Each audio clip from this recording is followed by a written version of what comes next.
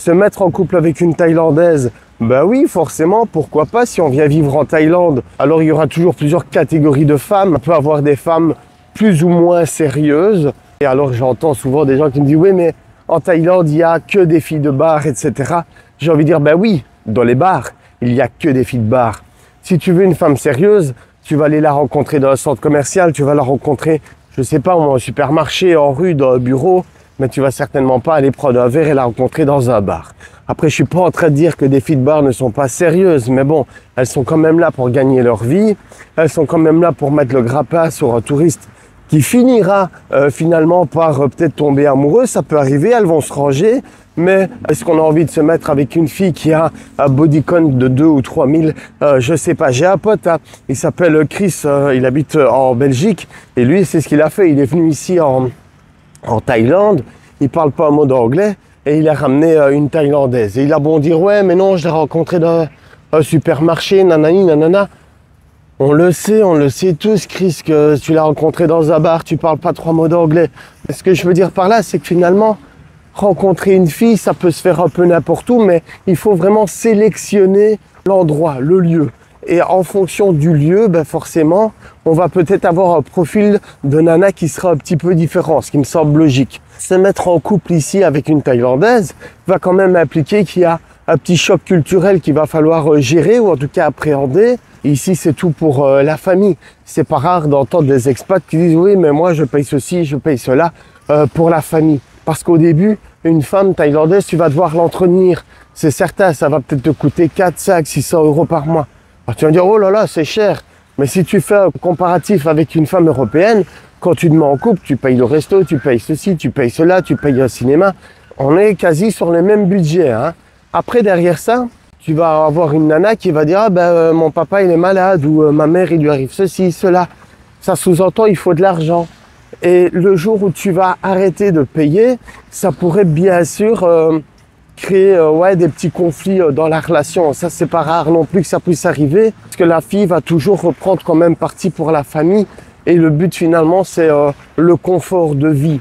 De manière générale, et je veux pas être sexiste, mais une femme va toujours rechercher son confort de vie. Une situation, que ce soit en Europe ou ici en Thaïlande, une femme va toujours chercher à avoir un bon confort de vie, on est bien d'accord. Je suis pas en train de dire qu'elles sont vénales, hein, pas du tout, il faut pas tout mélanger. Mais inconsciemment, le cerveau est programmé pour avoir un certain confort, une certaine sécurité. Alors si elle a un enfant, même si c'est pas ton enfant, tu devras quand même t'en occuper, c'est important. Il y a des études qui se dessinent, il faudra payer les études, etc. Donc voilà, c'est quand même des choses qu'il faut considérer. Pour moi, ça, c'est se mettre vraiment en couple. Maintenant, tu peux également te mettre en couple avec des filles de bar. Alors, ça va être quoi? Des couples, on va dire, d'une soirée, d'une heure, d'une nuit, j'en sais rien. Pour moi, c'est pas la vision d'un couple. Quand je dois définir le mot couple, hein. Mais beaucoup pourraient choisir cette voie. Dans le sens où pas de prise de tête, on sait ce qu'on veut, on sait ce qu'on a. Il n'y a pas de frais cachés, on va dire ça comme ça. Et ça peut apporter aussi une certaine sérénité d'esprit à certains. Ils vont voir 1 ou 2 filles de bar par semaine.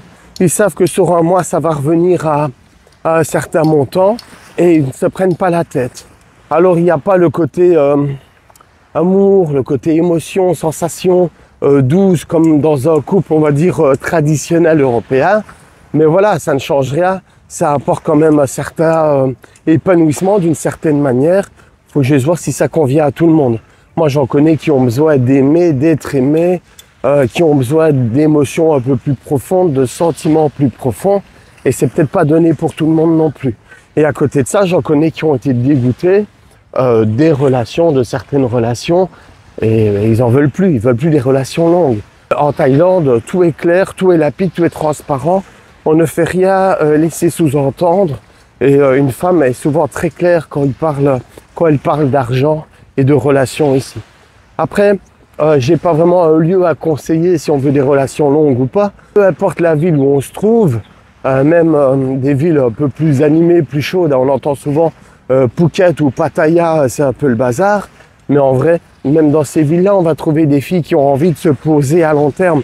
Je partirais même du principe que chaque femme a envie de se poser avec un seul gars dans une relation stable, économiquement parlant, de manière générale. Même une femme qui ira travailler dans un bar Ce qu'elle veut, elle, c'est tomber vraiment sur un homme qui a les moyens de l'entretenir, tout simplement. Si vous voulez suivre un petit peu les chroniques, les tranches de vie ou autres, pensez à vous abonner. Si vous avez des questions, postez-la ici en commentaire, il n'y a aucun souci, je prendrai le temps d'y répondre. Et si tu n'as pas encore eu l'occasion de venir en Thaïlande, viens en Thaïlande, rejoins-moi, tu vas voir, c'est fantastique. À tout bientôt.